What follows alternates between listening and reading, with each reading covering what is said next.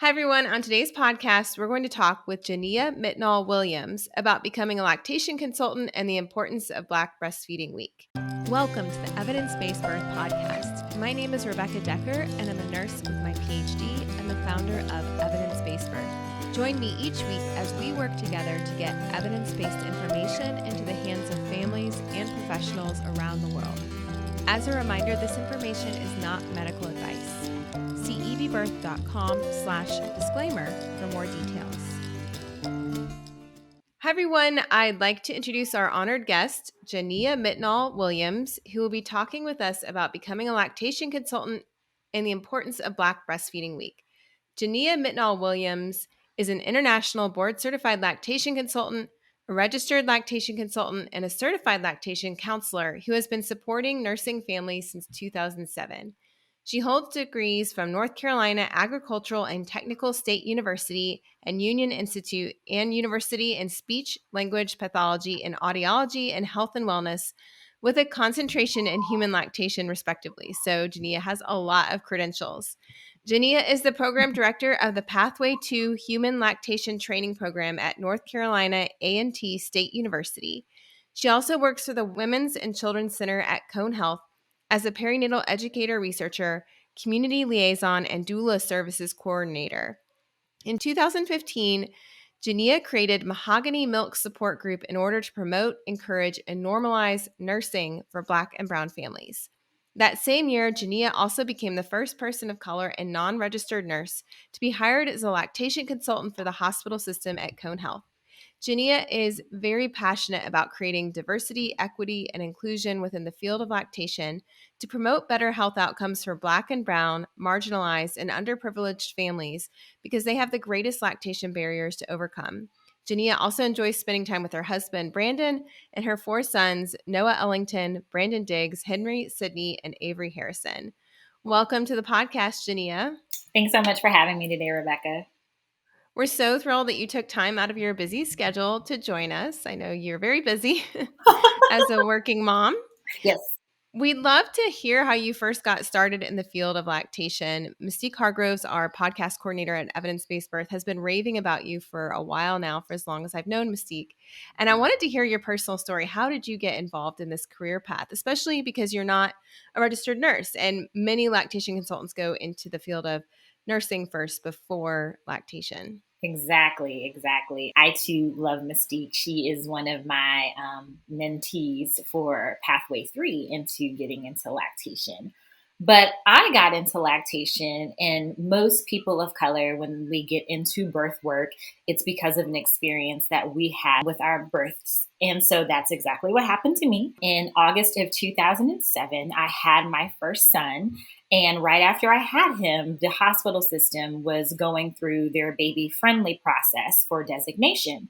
And, with baby friendly, they ask that you have representation of the communities that you serve on the walls, in the brochures, in pamphlets, right?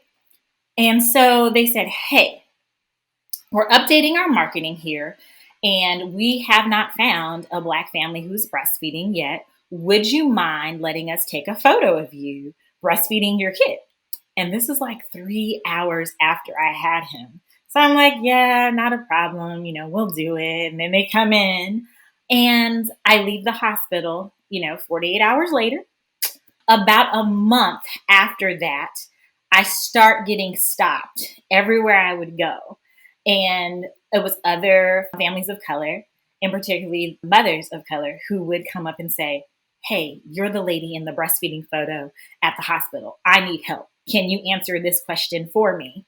And so slowly but surely, I began to answer their questions. I did go back to the hospital to see what everyone was talking about. And I just thought it was going to be like this small picture. It's this huge picture that was right across from where the nursery used to be. Because, with Baby Friendly, they got rid of all the nurseries.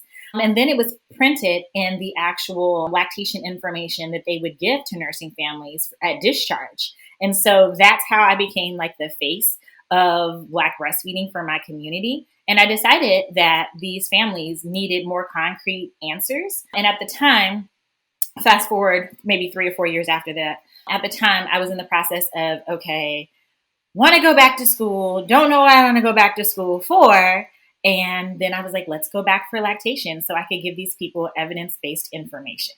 Yeah. So just going into the field of lactation, how do you go about doing that? Like Whoa. what were your first steps? Because that sounds like, oh yeah, I'm just going to go into lactation, but that's a journey in and of Not really itself. it. Yeah, not really it. So, in my background of speech, and this is what I love about healthcare professions, is you can merge healthcare professions and make it all your own. And so, when I was in school for speech, I saw a modified barium swallow, and I was like, oh, that is so cool. I need to do this for the rest of my life. But I want to do it with infants. And I always knew I wanted to work with medically fragile children or in a NICU setting. And so I said, how can I get to the NICU? Well, let's combine these two worlds. So I started looking into how to become a lactation consultant. And then, they have all the alphabet soup out there. And then it's like all the pathways. And that's when I had to kind of narrow things down, because speech pathology does fall under pathway 1, because there are 3 pathways to becoming a lactation consultant. And so pathway 1 is a recognized health professional. Pathway 2 is an accredited health educational track. And then pathway 3 is just mentorship. And so as I started looking around for mentors in the area, I found that there was probably one. And it's so funny because now she's a preceptor for my program. But I wanted to get more of an academic experience, because at the time, the job I worked was giving us money for tuition reimbursement. So I was like, I'm not going to leave any money on the table. And then when I calculated the hours back, almost 9 years ago, when I went back to school for this, it would have taken me forever to get the hours for pathway 1 in speech when I didn't work with children. I worked with adults. So that's how I decided on pathway 2 to becoming a lactation consultant. So pathway 2 is like an academic program that some universities offer then? Exactly. So there are 9 universities that offer this program. And then there are some community college that are In the colleges. United States, there's 9 places you can go to Yes. school for this. Yes. And in fact, we're the only ones in the world who have them. Oh, okay. Mm-hmm. And was there a program near you then? No. Well, not really. The closest program at that time to me was at UNC Chapel Hill. And just because my children were younger, like babies, I was like, I don't know if, and my husband was in grad school at the same time. I was like, I don't know if this is going to work out with me commuting back and forth. And so I opted for Union Institute and University, which is in Cincinnati, Ohio, because they had an online program. And tell us then, what were some of the challenges you faced at, the beginning of your program or throughout a program? Like, how long does this process take to go through an accredited program to become a lactation consultant? Definitely. So it really depends on the program that you're in. And we'll discuss, programs as we move on today. But the program that I went to is a master's level program. Like, they give out actual master's degrees. So you have to have a bachelor's degree to get in, I assume? For some programs. For this one. So for some this programs. particular program, yes, because they actually gave us master's degrees in health and wellness with a concentration in human lactation. And now it's just a master's in human lactation. But some of the barriers that I faced, because it was an online program, is trying to ensure that I could get all of my clinical rotations done within the city that I lived in. Because, with hospitals, you have to have clinical agreements with these universities. And so here I am trying to get into a field A that was at a hospital system that said you have to be an RN in order to do this. And then, so a lot of hospitals literally say you can't practice as a lactation consultant unless you're a registered nurse. Correct. Okay. So that's one big barrier right there. That's a huge barrier, especially when it comes to people of color, because if you're looking for assistance from us within the realm of lactation, the majority of us do not hold those registered nurse credentials. And so it just so happened that my girlfriend had just become VP of our hospital system. And so I said, hey, I'm in this grad program. I need you to let me in for an internship. Can you do this? And so she went and talked to the director of lactation, and they said, sure, I'm, positive I can work something out, because I pointed out to her, hey, I don't think that you have any people of color who work in lactation in your hospital system. And if you let me in, then you could potentially hire me and we could help change these health disparities that are affecting Black and brown babies and parents. And so she thought about it and they allowed me to come in. Until this day, I'm still really, really good friends with my preceptors. So, because then they became my coworkers. And at the time, I was right. There weren't other people who looked like me working in the hospital system. Mm-hmm. And yet they were caring for people who And looked they were like you. caring for people. Exactly. And so we really did learn from one another, especially with our conversations that we've had in light of everything that's happened in the past year. And most of my preceptors have moved on and they've retired, but they still reach out and we still have these conversations because I was the first person of color that they had worked with in their careers in the field of lactation. And they never even thought about, I've never worked with a Black LC before. What is that like? You know, are the things that I'm saying to families offensive? How can I be better? How can I be more culturally aware and culturally humble? And so these are still the conversations that I'm having with them till this day. Mm-hmm. Wow. So how long was your particular program then, and how many hours did you have to complete in the clinical site as well? Yeah, so back then, because it's like back then, I had to earn 500 clinical hours. Today, Pathway 2 is just 300 hours. And the program took 2.5 years to complete. Wow. Mm-hmm. So not just like a simple workshop or training. This Oh, was like no, this wasn't intensive. my. This was Yeah, intense. definitely. This isn't Okay. like just the weekend or, one of those blitz type trainings. Yeah. Yeah. And then what happened next when you finished that training program and all of your clinical hours? What are the next steps before you can become an IBCLC? Yeah. And so a lot of people who are just getting into researching how to become an IBCLC assume that it's just a real quick training course that someone can take. And then from there, they can just take the exam and they move on with, becoming a lactation consultant in a hospital system, private practice, or within, a health department. But that is not it at all. So again, back then, the exam was only given out in July because the entire world sits for this exam in kind of a 1 to 3 week time frame.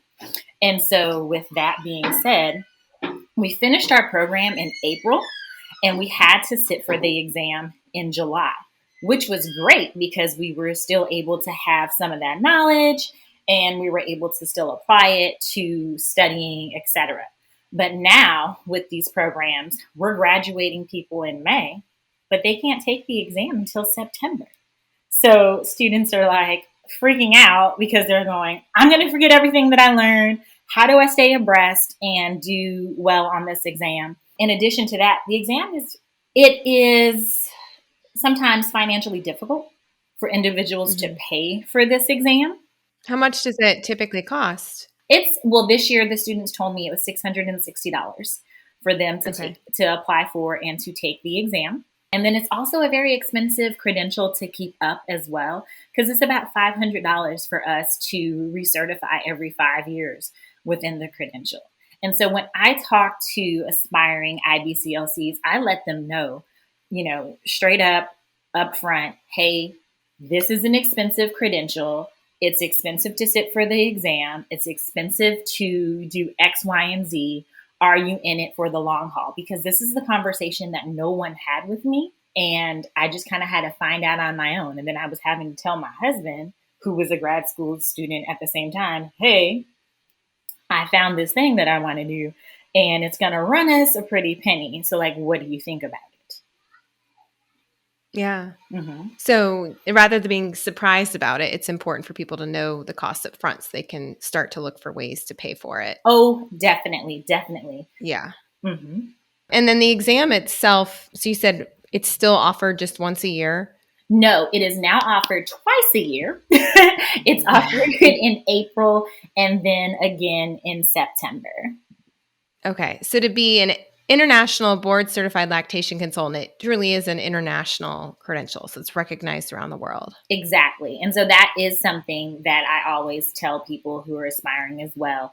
Hey, this isn't a credential because, with most health credentials, it has to be within the state that you live in. And I'm saying, hey, you can work anywhere in the world with this. So these are some of the pluses of getting this Okay. very expensive credential. And you mentioned alphabet soup, and that's kind of like what we talk about in healthcare when there's a bunch of initials and different Oh, yeah. ways of going about different professions. But there's other pathways as well, not just the IBCLC, but you can get involved in lactation through other ways as well, correct? Correct, correct. And I tell people this too, like when we have the conversation about, hey, I know it's an expensive credential, you don't have to become an international board certified lactation consultant because we need all boots on the ground. There are different levels. And so you could be a certified lactation counselor or a CLC. You can be a peer breastfeeding supporter within the community's WIC department program. You could also just be a lactation advocate in your community, and you can kind of be that peer-to-peer support person. So those are all the different routes that you could potentially go. Mm-hmm. So we've talked about there's different levels of being involved in lactation. So for you as an IBCLC, what do you love about being part of the field? What are some of your favorite parts? So some of my favorite parts of being an IBCLC would have to be the fact that I can see, especially within the NICU setting, seeing families go from not being able to do anything except for provide their milk for their babies to being able to feed their babies at their breast or their chest. And then those babies graduating and moving on. Another thing that I love about my job is talking to families in the inpatient setting. There have been many times where I've gone into an inpatient setting and it's a family of color, and particularly a Black family, and no one has ever breastfed before or chest fed before. And I'm going in and I'm explaining all the health benefits, and I'm explaining the long-term health benefits for the nurser and the parent.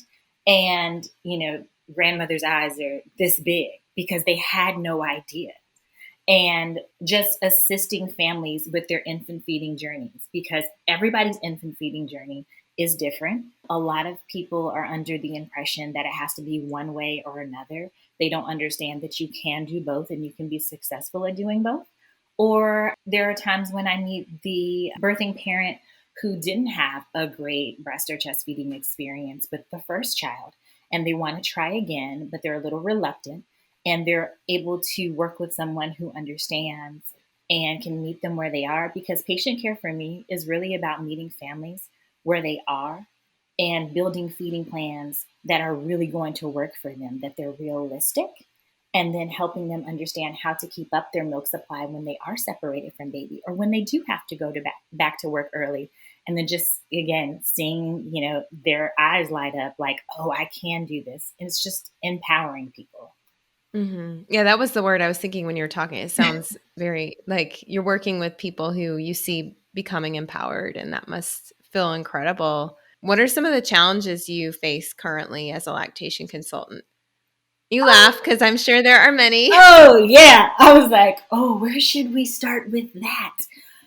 There are, there's at times where we are getting it as far as people being combative towards the use of human milk from all sides.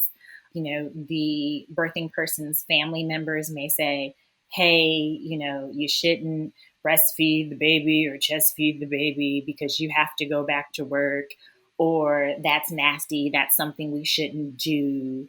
Or we've got partners who think that it's over sexualizing when parents have to nurse in public. And then there are providers who, especially within NICU, let's just give the baby infant formula, they'll get out of here faster. Some even nursing staff members are the same way, dispelling the myth that human milk is not the extreme beneficial source of infant nutrition to providers in the medical community, sometimes with medically fragile children. That sometimes is an area where we have issues as a lactation consultant. So you still in the NICU still have physicians who think that formula is superior to human milk, even in medically fragile babies? Yes. Unfortunately, yes. And it's just, wow, we have It to takes write a you long time daily. to undo. Yeah. Right. It takes a long time We're to like, undo the harm that's been done. uh-huh. It sounds like you're talking about a lot of huge cultural barriers to Mhm. lactation and how the industry, gosh, I don't know, in the whenever formula became popular, I know my own mom with my older sister was told, well, formula is the scientific way to feed your Yes. baby. And I think that has taken like a long time to go away. And in many cases, like that still lives with us. Mhm. Exactly. Yeah. And then, Especially in the southeastern part of the United yes. States. Because I feel like I say that, and people from other parts of the country will be like, well, I would, you're shamed if you don't, you know, Nurture baby. breastfeed or chest feed your baby here. Mhm. But in the southeast where we live, it's very different. You're definitely part of the majority if you formula feed. And Mhm. it's very different depending on where you live in the world. Definitely with Yeah. the cultural barrier, because formula became really popular like right around the Great Depression. And it was kind of, if you could afford formula, then you had a higher social status. And if you had to breastfeed, it was very much so looked at as, you're poor. And people took that and ran with it, like you said, especially in the Southeast. I kind of feel like we're always last when it comes to things like healthcare and education. If we could just get a little bit more into having these conversations and dispelling these myths, and a lot Mm-hmm. of re-education needs to be done. Right. Right. And like you said, with families, that has to be part of the hardest part. You may have the birthing parent who is excited about feeding their baby with Mm-hmm. human milk, but the rest of the family is opposed. Mm-hmm. I always say And that's still a everything. problem. Oh, definitely. I always say that everything that's in the birth realm is generational because it's Mm-hmm. passed down. The stories, the myths, and we are the ones who have to kind of combat all of those, especially when we're in the hospital setting, right in those birthing suites. Mm.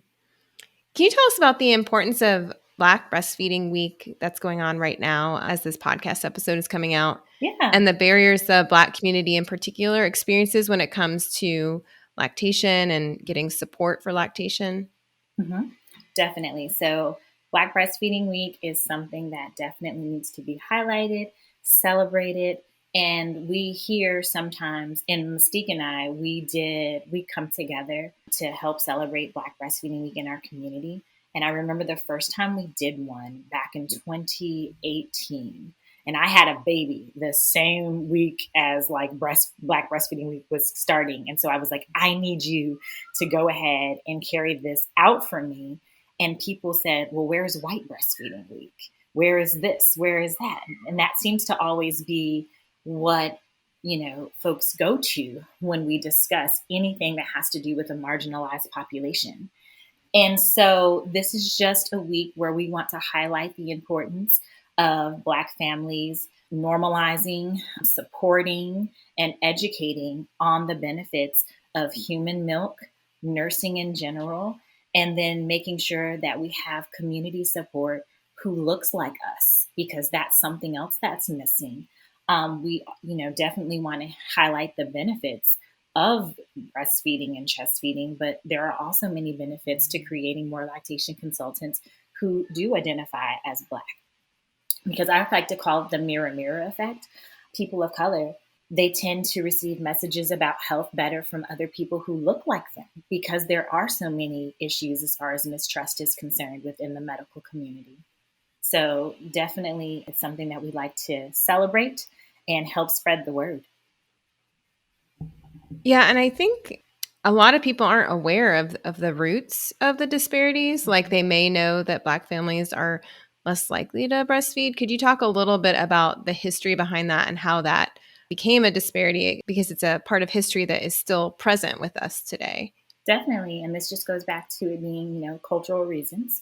We know that when we remove, socioeconomic status, educational status, Black babies still have the lowest breastfeeding rates. And it's a combination of things. And we're still trying to unravel it as Black breastfeeding researchers. And we know that some of it comes from wet nursing, from slavery. because we knew that if you were a slave who was nursing, you would have to nurse your master's child before you could nurse your own. And then that would mean that your own child would be more fragile, sicker. And then that kind of took on that Black children are inferior because they're sicker, they're weaker, they're not as strong. And then we have a lot of Black families who have to return to work early. They don't have time where they can actually express their milk. They work jobs where there's nowhere to store their milk and little to no maternity leave at all. So that too is another barrier. In addition to just all of the societal things that we face too, especially as Black people who identify as women. There are many, many hurdles that we have to jump and climb. I say all the time that it is definitely hard to be a Black birthing person who identifies as a woman, especially if you work in a professional setting, because the expectation is so high. And there is a lot of pressure when you come back to work and you're having to pump and you're having to stay on top of your game with your work and making sure that no one's ever able to say, oh, well, you can't do this anymore because you just had a baby and then you're going to breastfeed on top of that. Like, who do you think you are? And so just making sure that families have a village of support around them is really what we need to be working towards, as well as creating more lactation support folks who look like us that can help us try to balance out what does a pumping plan look like and things like that. Yeah, so there's like a whole web of factors, including negative connotations from slavery and then current barriers. And you mentioned having lactation support that looks like you. Do you happen to know what percentage of lactation consultants are Black? So we suspect, as far as just the Ibclc is concerned, because the credentialing body does not keep track of race or ethnicity, but they ask us for this information when we sit to take the exam, because I think... Oh, so they have it, but they don't report it. Right, because it's an issue. So we believe that less than 1.5 to 2% of us identify as Black or African American in the field of lactation. In the United States? In the United States, yes. Okay. So there's a huge barrier somewhere in there, yes, that prevents Black people from becoming lactation definitely counselors and consultants. Definitely. Oh, so tell us what action you took, because it sounds like you're very passionate about this and solving these problems. Can you tell us how you started your own Pathway to Lactation program and what that experience was like, and what does this look like today? Yeah. So back in 2017, we discussed at the beginning that I also run a breastfeeding support group for families of color called Mahogany Milk. There is another one close by to me. I'm in Greensboro, North Carolina, in Charlotte, North Carolina, called the Queen City Cocoa Beans. And we were all at a breastfeeding conference in Chapel Hill back in 2017. And this is the first time that we all finally got to meet each other. And we were sitting at lunch and we said, how can we make more lactation consultants of color, and then make sure that we're able to place these individuals into realms where they would definitely get jobs that could help reach the broader spectrum of the community. So at this conference, the Pathway 2 program that I was talking about earlier, North Carolina Chapel Hill, they were one of the hosts. And so we sat down with their program director the following day and we talked about, okay, so we know you have this Pathway 2 program, but what does this look like if the community were to step in and we were to join forces with historically Black colleges and universities? Because we knew that there were HBCUs, that there were HBCUs located in each of our major cities. And, we started having these conversations early on, and she said, well, let me see what I can do on my end to assist with this. And about 2 years later, we were able to secure grant funding from the Kellogg Foundation through Chapel Hill. And then Chapel Hill gave us startup monies for the first year of our programs. And North Carolina A&T State University, I'm an alumna of that university. And we love to give back to our universities. If you've ever met someone who attended an HBCU. And then A&T is also the largest HBCU in the nation. So I started talking with different departments, program areas, and I said, I'm trying to make more lactation consultants of color. I didn't necessarily want to go into a program area or a nursing department. So we started talking to the child development program area, and they accepted our proposal. And so we have the second HBCU with a Pathway 2 program, the JCSU, Johnson C. Smith University in Charlotte. They started their program a year before ours. So they're the only private HBCU to have this program, and North Carolina A&T is the only public institution to have this program. And both of us are now continuing on matriculating with other classes and cohorts. We just graduated our first cohort in May of this year with 11 students. We were, in fact, the largest graduate certificate program on campus.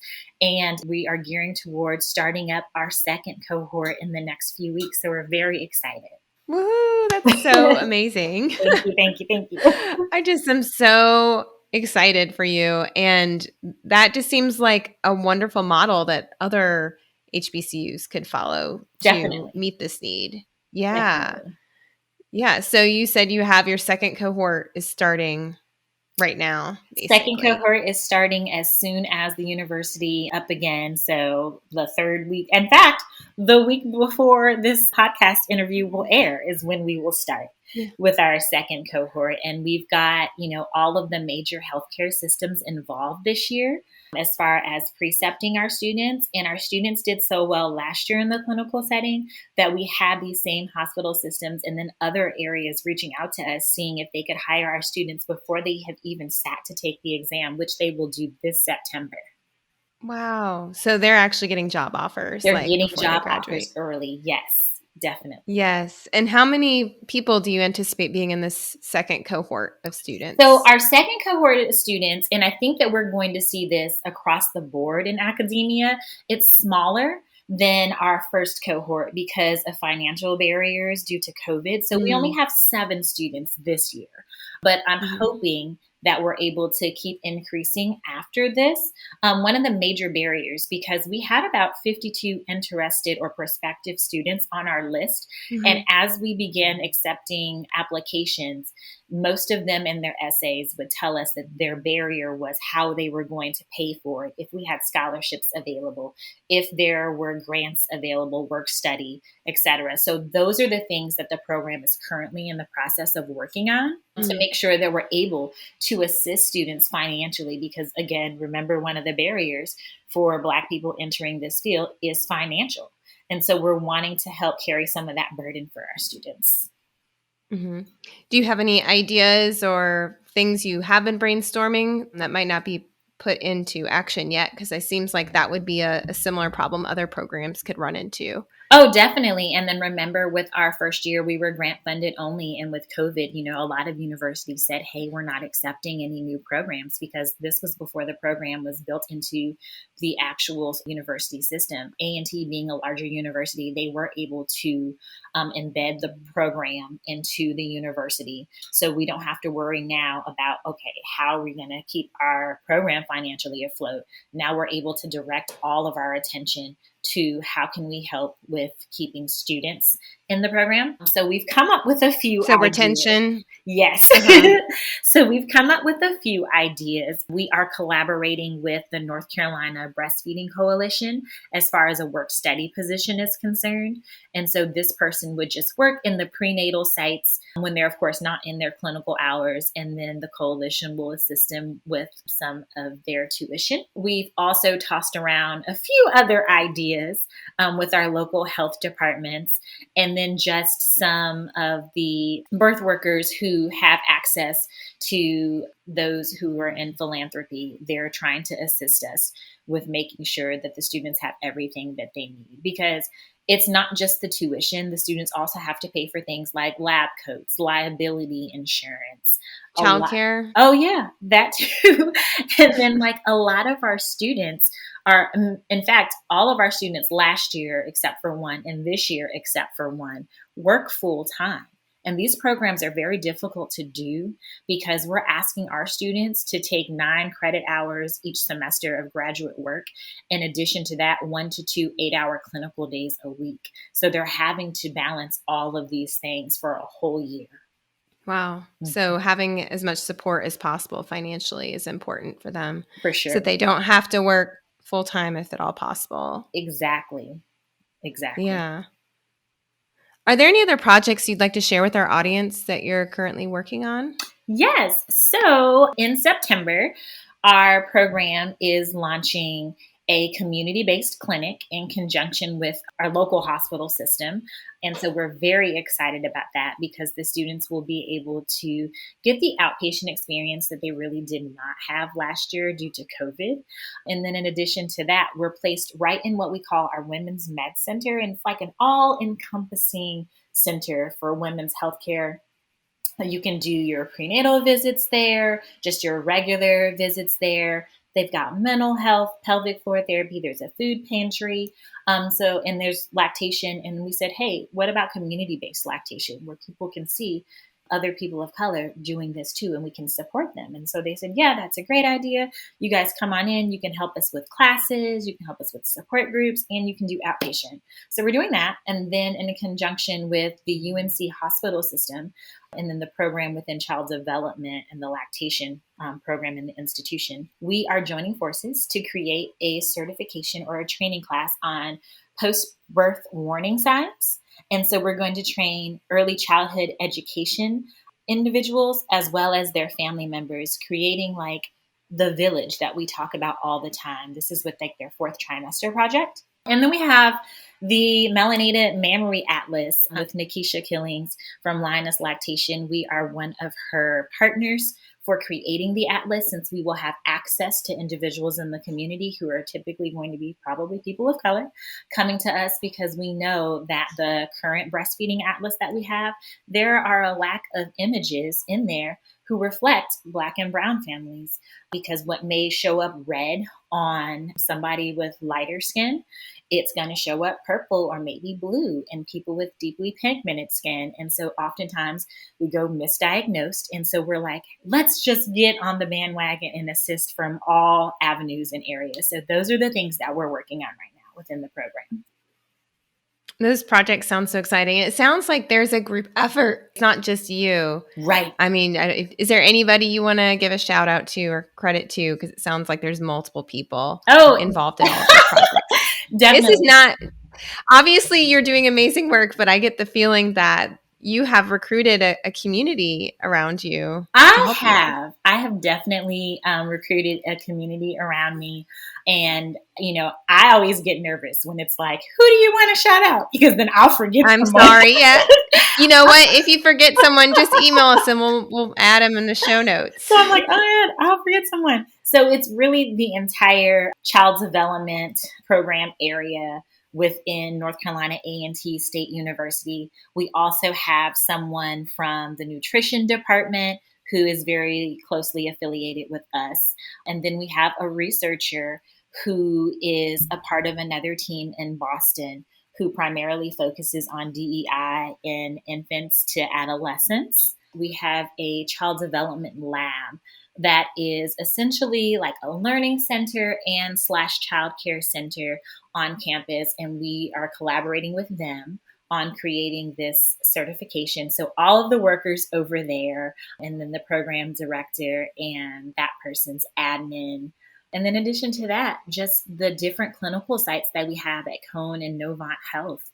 Everyone from their directors, especially the preceptors who are there assisting our students with making sure that they're learning what they're supposed to in the clinical realm. So those are all the people that I would like to shout out. Again, I was like, I'm not saying names. I don't want to forget anybody. It's easier for me to do that. And then last but not least, the people involved in public health within our communities, and particularly the Alamance County Health Department and the Guilford County Health Departments. And just like the Black breastfeeding support systems that we have already, I used so many of the Black and Brown IBCLCs to assist me with guest lecturing last year, because I can't teach students every single aspect of human lactation. So what I did was I talked to my colleagues who've become friends, and we support each other, of course, over the years. And I said, what is your area of expertise? Or I already knew their area of expertise, and asked them to come and guest lecture. And I know that I had over 20 of them come and do it and just give their time to Wow. these students. So those are the people that I want to shout out. Yeah, this is definitely a community effort. And it sounds like you really found a home for this at North Carolina A&T Yes. State University. So it's like really exciting that it's becoming the hub of so much positive action. Yes. So we want to celebrate you and just thank you, Jania, for everything you're doing for families in your community. And thank you for coming on the podcast to share your experiences. Is there any way that our listeners can follow you or your program? Yeah, so we do not have a social media account for our actual program, but they can follow North Carolina A&T State University on all of the major social media platforms, because we do have a person who will post what's going on with our program on there. And if they want to follow me personally, they can follow me on my Instagram and my Twitter, and that's Janiya Williams, just Janiya Williams. I'm not very fancy. And really just thank you for having us on, Rebecca, today at Evidence-Based Birth. I always say we because I feel like I'm speaking for myself as well as all the people who back me, because I am not a one-man show at all. I could not do it without the support of others. Yeah. Thank you so much, Jania, for coming on the podcast. And for those of you who want to learn more about Black Breastfeeding Week, I encourage you to go to blackbreastfeedingweek.org to learn more about the founders of the movement and the story behind that week. Thank you so much, Jania. Today's podcast was brought to you by the Evidence-Based Birth Professional Membership. The free articles and podcasts we provide to the public are supported by our professional membership program at Evidence-Based Birth. Our members are professionals in the childbirth field who are committed to being change agents in their community. Professional members at EBB get access to continuing education courses with up to 23 contact hours, live monthly training sessions, an exclusive library of printer-friendly PDFs to share with your clients, and a supportive community for asking questions and sharing challenges, struggles, and success stories. We offer monthly and annual plans, as well as scholarships for students and for people of color. To learn more, visit ebbirth.com/membership.